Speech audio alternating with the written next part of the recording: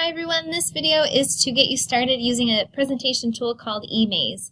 It's just a nice alternative to Google Slides, but I'm hoping that you'll notice that it's pretty simple like Google Slides. So you're going to want to sign up for the first time over here. You can continue with Google.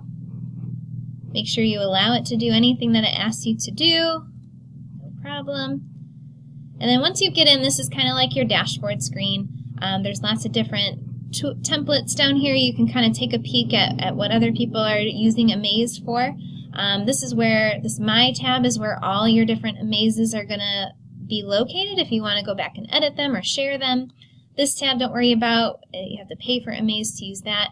And this has different templates that other people have tried that you can use and edit for your own use. So what we're going to do is we're going to go over to this Create. We're going to create a new presentation.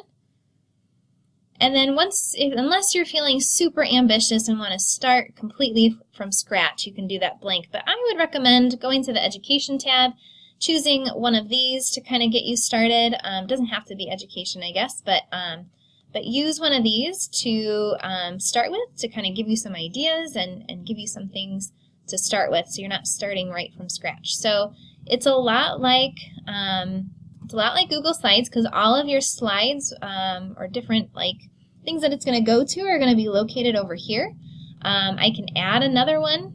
These are all your different templates in this presentation. So anything that you add is going to show up like Google Slides would. Okay.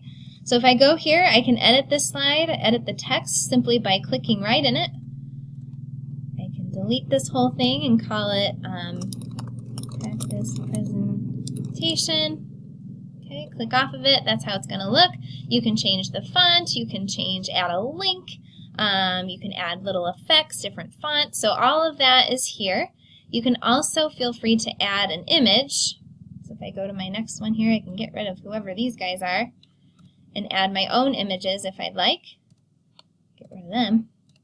So you can go up to here. You can add images from Google, like from the web. If you want to search for something, you can go in here. So let's say dogs.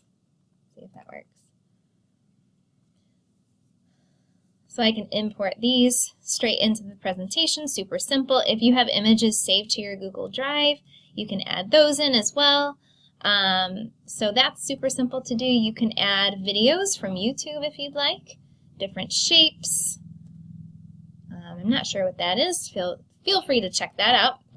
But lots of different things that you can do there. So I think as you're just starting, I would just kind of focus on adding different templates, adding different types of slides. Think of these as slides in Google Slides, and you'll be good to go.